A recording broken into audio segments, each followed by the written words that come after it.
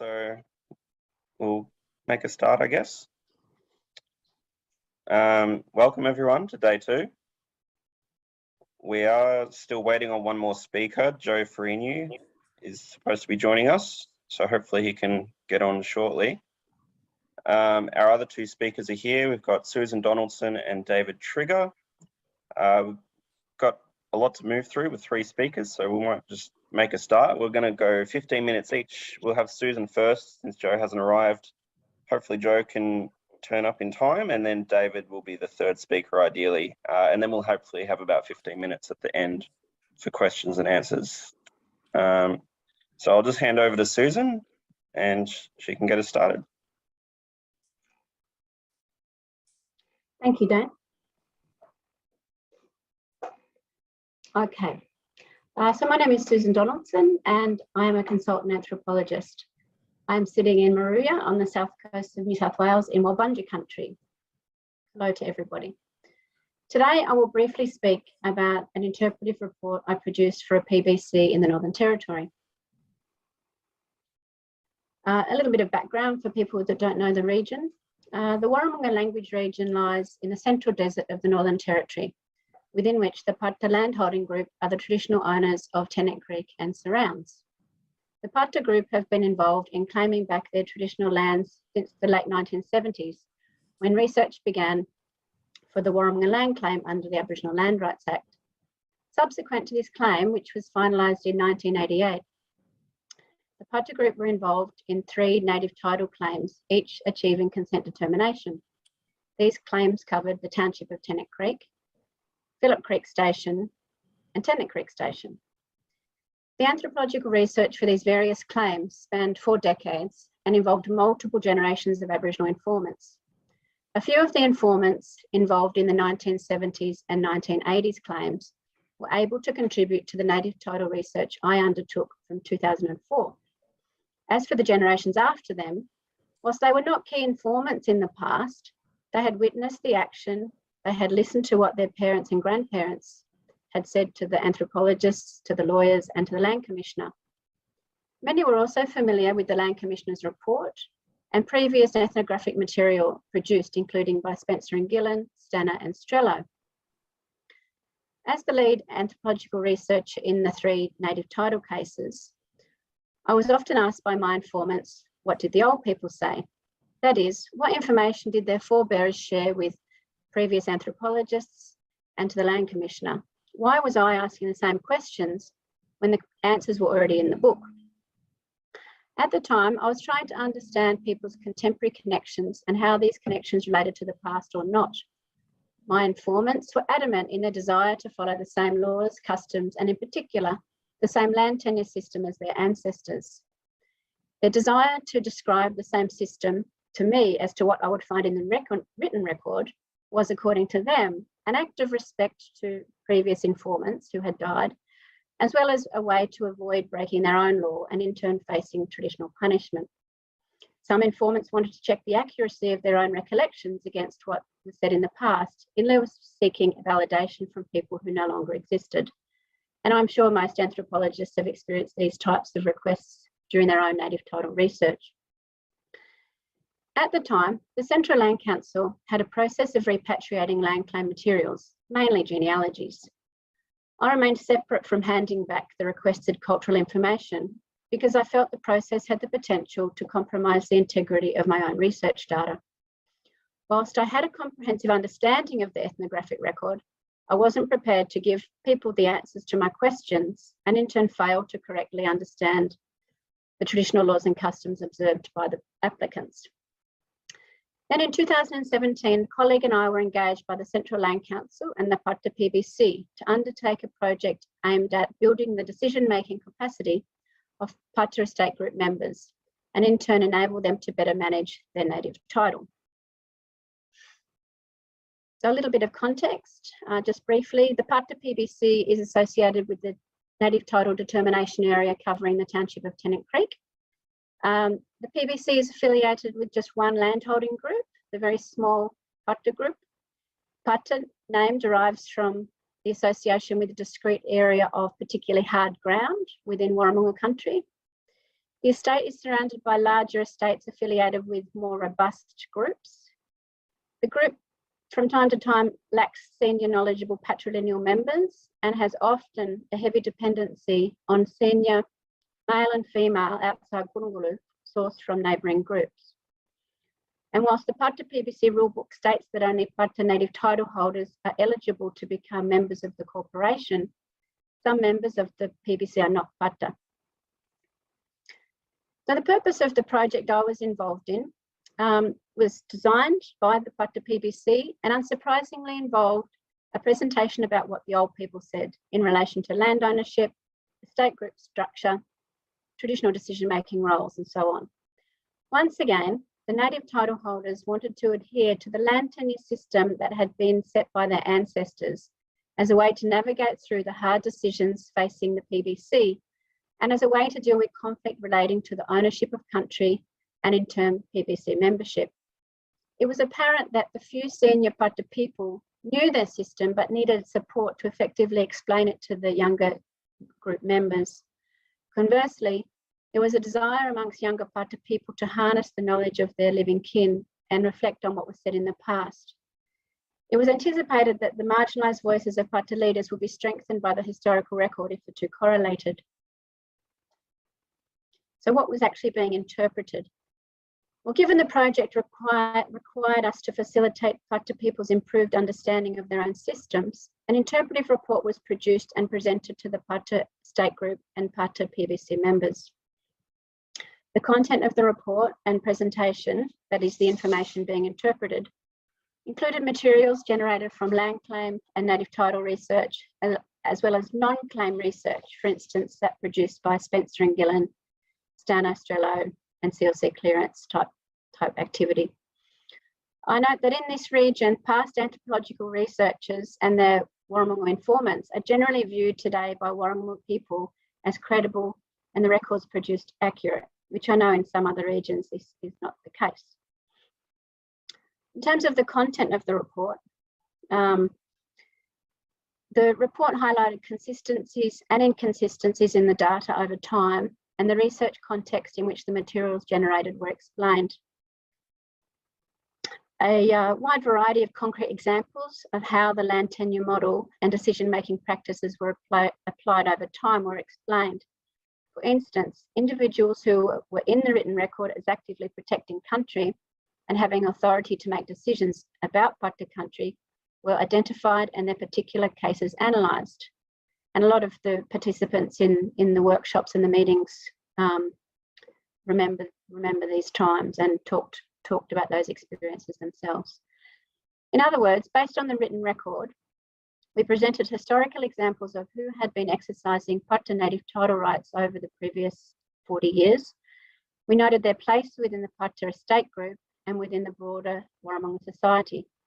We asked, why were these particular individuals holding up Pata country, and encouraged discussion about whose job it is now.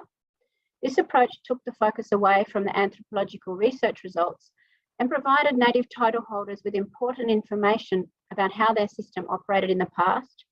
It provoked thoughtful consideration of what the present looked like and a discussion about the future. Diagrammatic tools were developed to assist senior people to explain the patrilineal system and the related decision-making roles for each category of affiliate to the group, according to the moiety system and mythological traditions and so on. Other traditional ways of becoming estate group members were also discussed, such as the acquisition of cultural knowledge and ceremonial status, and also categories of people who were not traditionally classified as estate members were also discussed, as was their potential role in the future based on certain traditional criteria. The project also involved a verbal repatriation of previous anthropological research materials at specific sites within Pata country, which was an effective vehicle to deliver concrete examples of who said what in the past, where they said it, and what was their role at the time.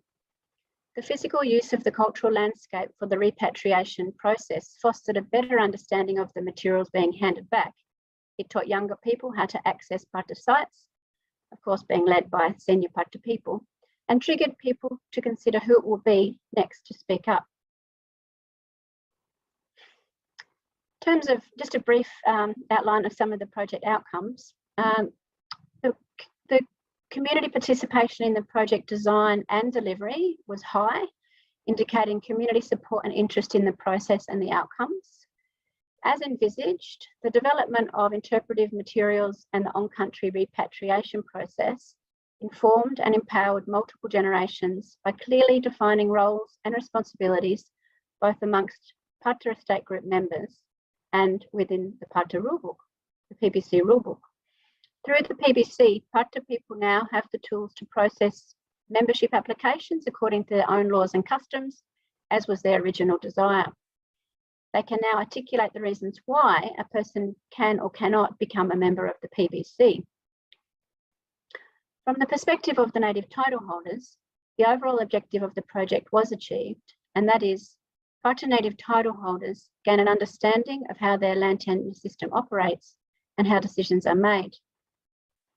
PBC members were also able to gain an internal perspective of the context in which they were operating, placing them in an improved decision-making position. Overall, Parta native title holders are now more confident in how they make decisions affecting their native title rights. Well, that's all for me for now, and I'll hand over to Joe if he's around, or to David. Thank you.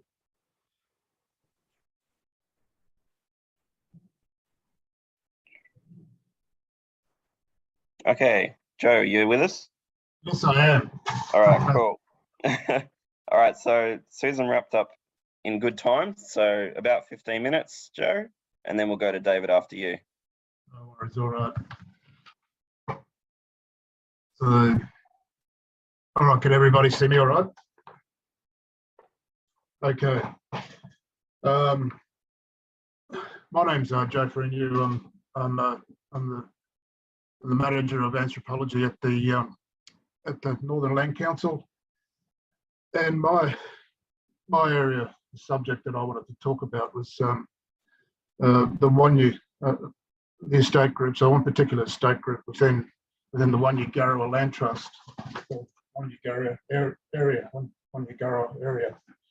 The Wanyee-Garrawa are located about 1,500 kilometres, approximately 1,500 kilometres southeast of Darwin, abutting the Queensland border in the Northern Territory.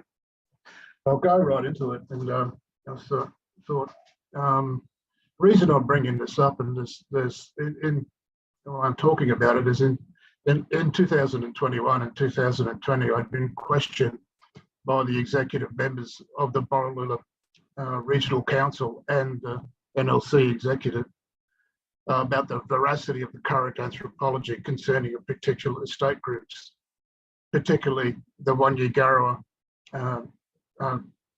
area, and in particular the Wulaya Wulgurrinji and the Wadaya Woomera estate groups. I'll put in context, this is really about several years ago. There'd been several distributions about for the group, and it had always been complaints about people, the right people for the right country. And myself and other anthropologists, being new, had to try to investigate what was happening on the ground. But anyway, it led me to think about ownership of country and asking myself, how do people define ownership today? And usually when the Land Council does their traditional owner identification, we cast a wide net and include people who have, links patrilineally through their father's father's mother, mother's father, and mother's mother. And it delves back to accusations of people talking or making decisions about country that may or may not have. In one particular case, why I'm talking about the Whyalla Wulgarinji and Wadaya Mumunja is that the Wadalia Wulgarinji group was stating that the members of the Wadalia Mumunja do not have the right to speak the country because they didn't belong to a particular country, or they weren't living on the country, and they didn't understand their connection to country. And so it was also about, the people were questioning the anthropology, stating that the anthropology was not correct, or that the anthropology was wrong in certain cases and places. They were, and so one of the things, that's why it led to me to think about, why we needed, why the anthropology needed to be discussed anyway. And there's also there was a different understanding between country ownership between the young and the older generations. The older generations were thinking, had a different understanding. They were thinking that they think that traditional ownership is patrilineally based, whereas the younger generation were thinking that no matter what connection to your country you had, you could be a decision maker. And in a sense, it's cognatic versus cognatic versus the patrilineal models. And that cognatic model seemed to be a lot more problematic to the older generations than it was to the younger generations. But in some cases, some of the older generations themselves were unclear of how people were connected to country.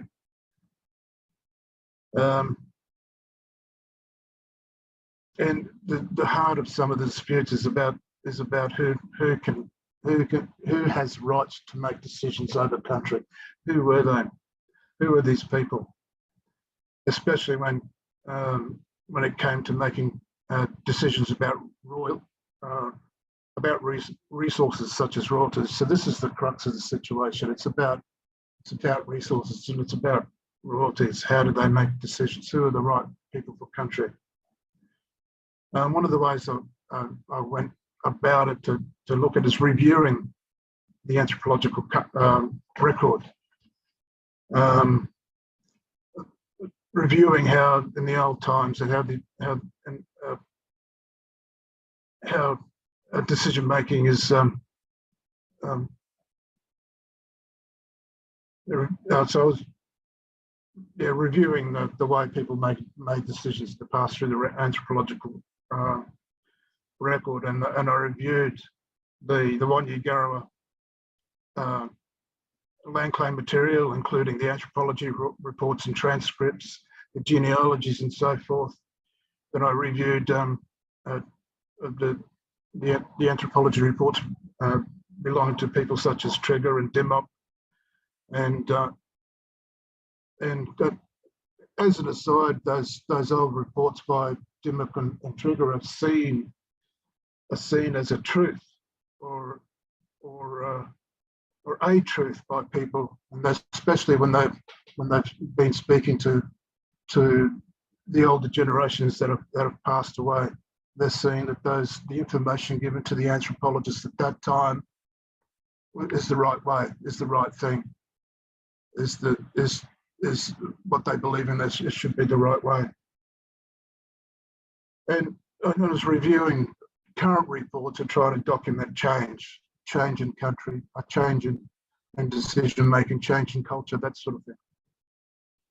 And what it is, and it may be across a lot of areas, is that there's a loss of knowledge, and loss of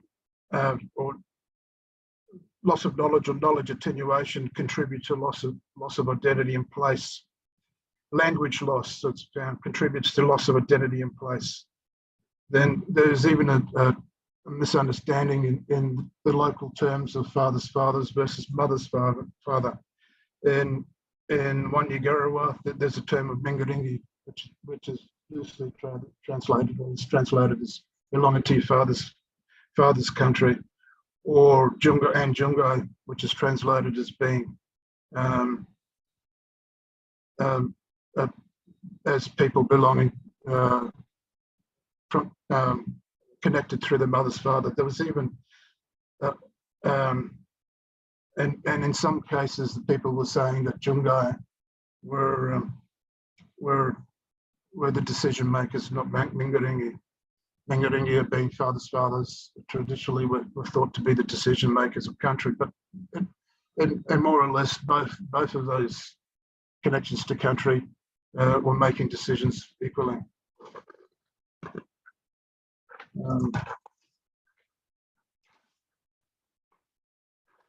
Was trying to think of ways to manage the problem because of the dispute through the disbursement of monies. It was certainly problematic.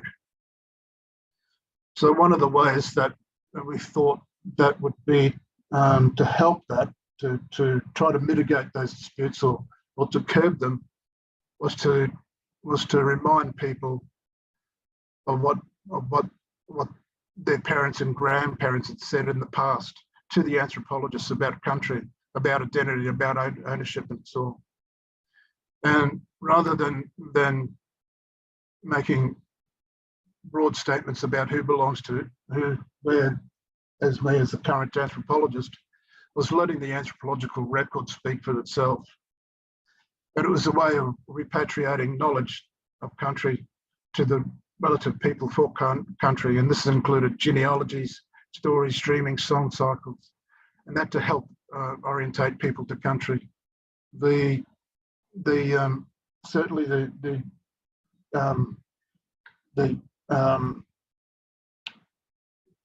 the working through the genealogies certainly helped people understand where they belong in country, and which group they belonged to and how they were connected to each other, because sometimes people had lost that connection and who were the families belonging to a particular group. So that was actually quite good.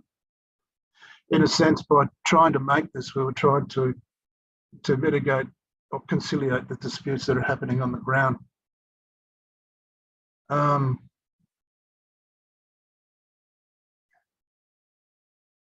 I mean, there's still a lot of work to be done, I think, because we're still we still need to describe or to explore traditional decision making in its current form. Explore how people perceive decisions, how made in the past. Why did people think there is a need to return to the past? And certainly is that I think we need to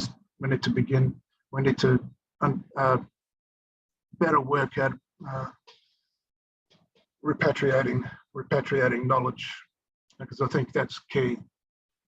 Part of the ways of doing that, we had to look at the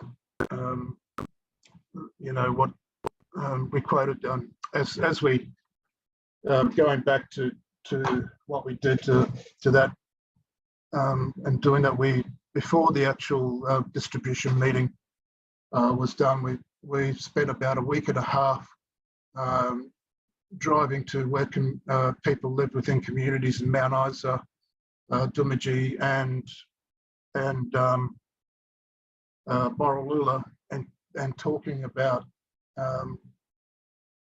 what people said in the past, repatriating that knowledge, and so it kind of started a conversation about people with people amongst themselves. I think there's a lot more to do in that respect, but that conversation is starting. So in a sense, what we did was we talked about traditional ownership and how it's seen through the Lands Right Act, how it is seen, or ownership of native title through the Native Title Act, and so forth. And in a sense, no worries. Sorry if I'm rambling.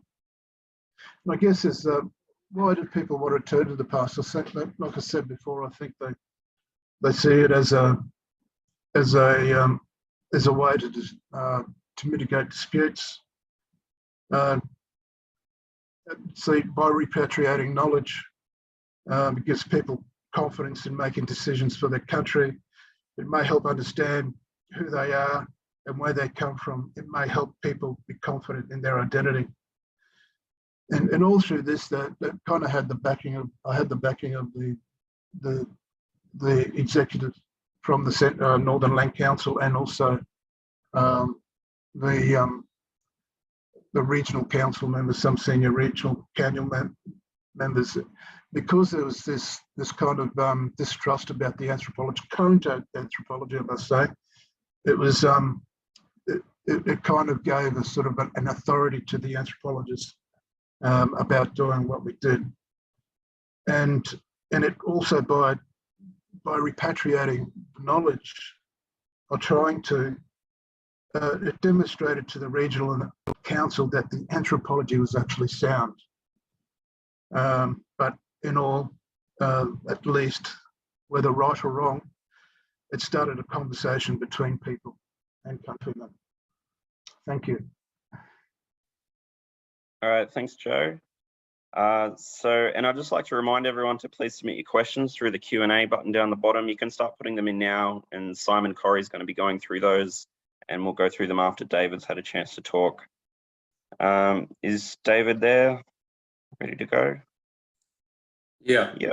All right, so we'll pass over to David. David was the author of the Nicholson River Land Claim Report that Joe was talking about with the Wanyigarawa, so it'll be interesting to hear his perspective on some of this stuff, and also what Susan had to say.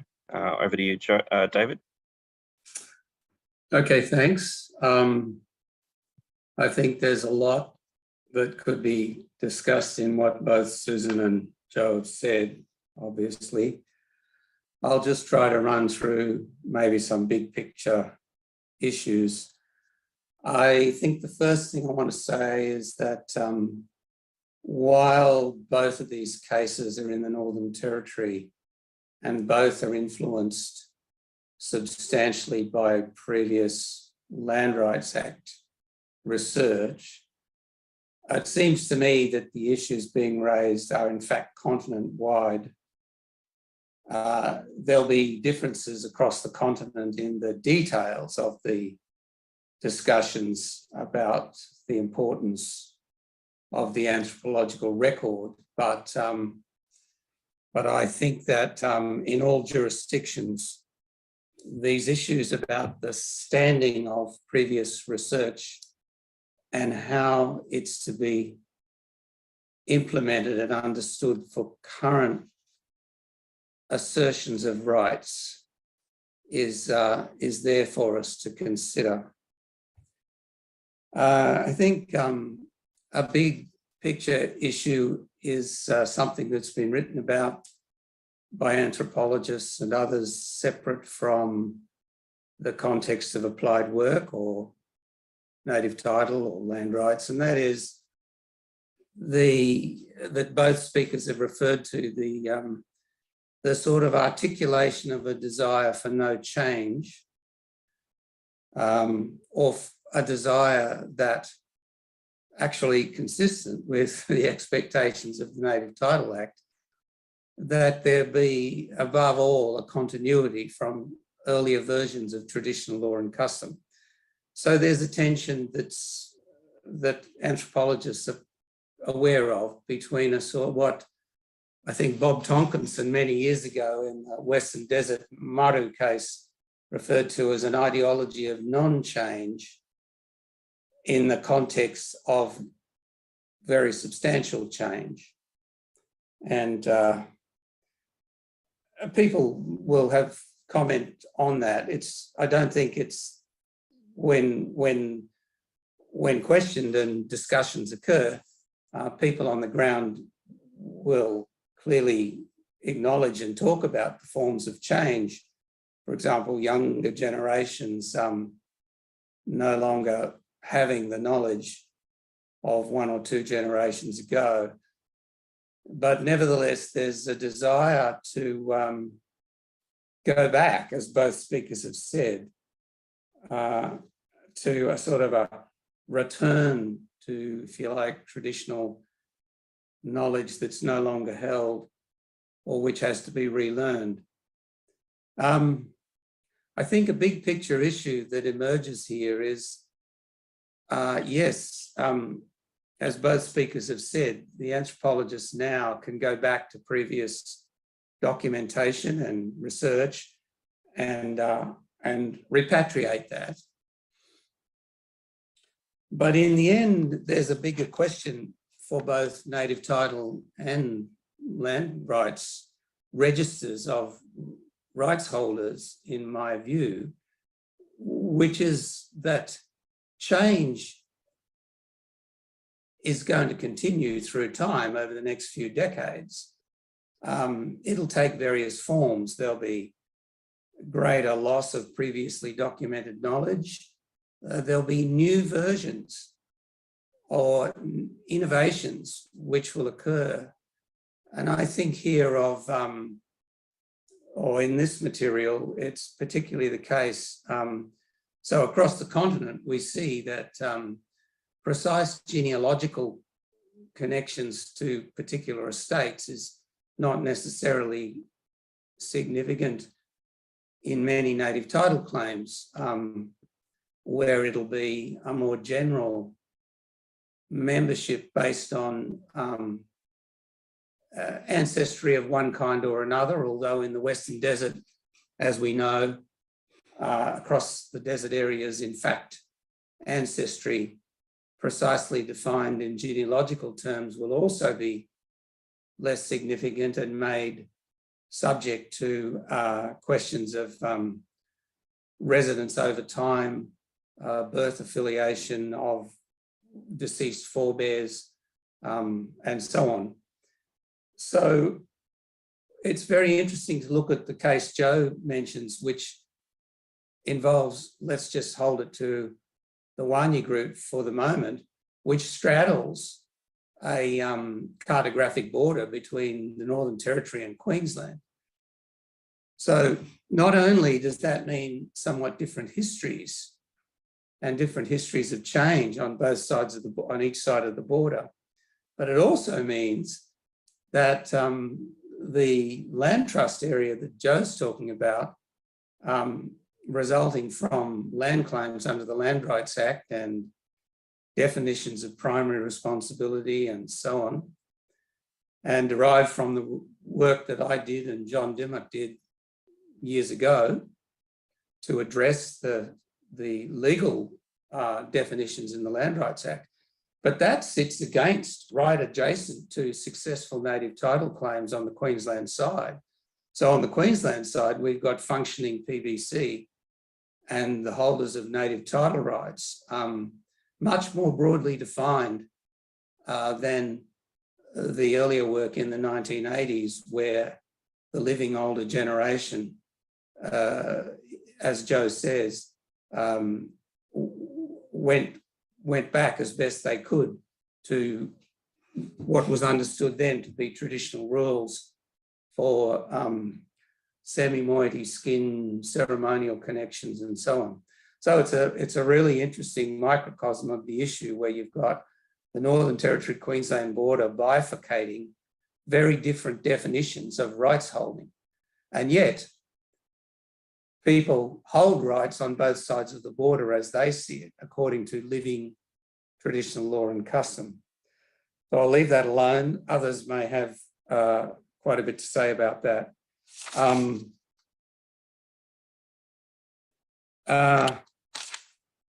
I think this also takes us to the ambiguity of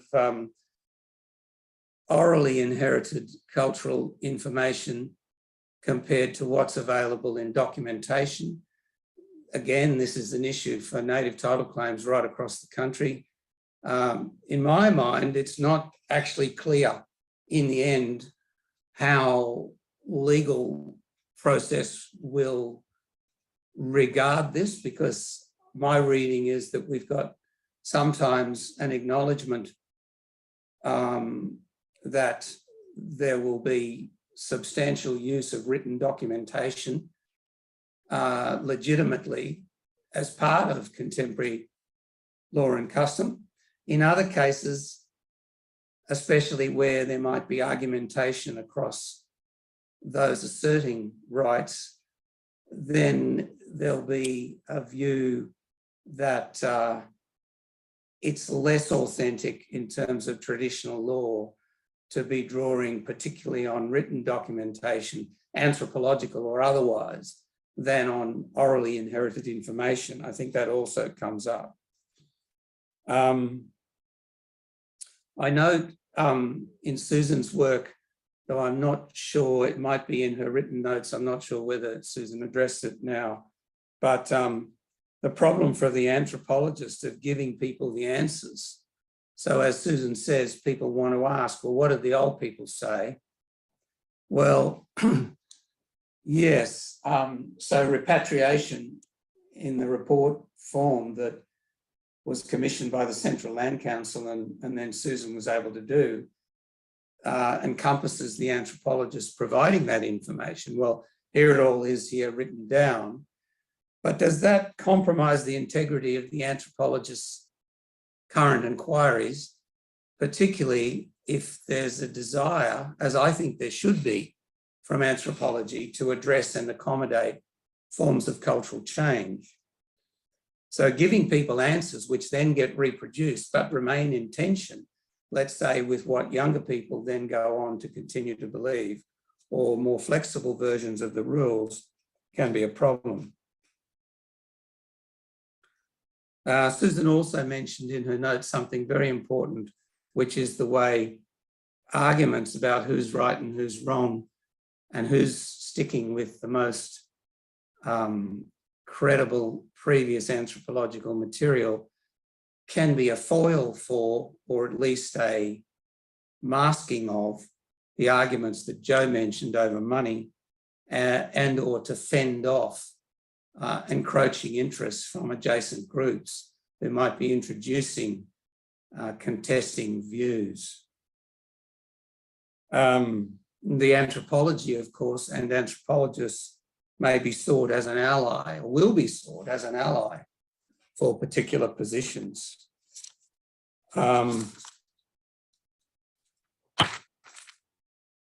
Now, I just wanted to mention one practical issue, which I think is really important, but very hard to address, and that is when we repatriate the earlier results of research, this might sound a trite, small issue, but I want to talk about spelling and orthography. I want to talk about the capacity of living rights holders and claimants and others to read what anthropologists have written. There's a very disabling problem where readers of standard English, speakers of standard English, whether or not they're fluent in their own language or know vocabulary and so on to speak with, have great difficulty reading our technical writing. And this is a huge issue which has had argumentation between linguists and anthropologists over the years. I don't have a big answer. I think those of us involved in this will be asked to pronounce words as well as show written spellings of them. We'll be rung up by people increasingly who want to give a bush name to a new baby and want to know how to spell it because they can't read from the reportage that's been done in the technical work of anthropologists. Particularly, this is about vowels, of course, rather than consonants, but it's the same thing. I'm interested to hear what other people might want to say about that. And just quickly, can the anthropology be wrong? Can the previous anthropology be wrong? Well, the anthropologists like me and others who wrote it or write it will no doubt say, I will say, no, I wasn't wrong. But what I do need to acknowledge, going back again, is the difficulty to avoid either the Native Title Act or the Land Rights Act or whatever else is going to be operating in other jurisdictions to stifle change that is occurring subsequent to the legal decisions about who holds rights. It will be a travesty, I think, if registers of rights holders, whether held by PBCs or land councils or NTRBs, come to be imposed without addressing change. Now, if I'm allowed just one final comment about our legal colleagues, I think our legal colleagues are not good at addressing this question because they're interested, understandably, in the definition of rights arising out of legal cases, and then you're done and dusted and you move on. And when decisions have to be made, you go and you consult those legal decisions or the versions of them which have been put into land interest registers and so on. This is a big arena for anthropology going forward to assist, I think, our colleagues, our legal colleagues and others I would encourage us to be not really speculative, but to acknowledge we don't have all the answers, but to be able to talk about change in ways that on the ground we're able to observe all of the different factors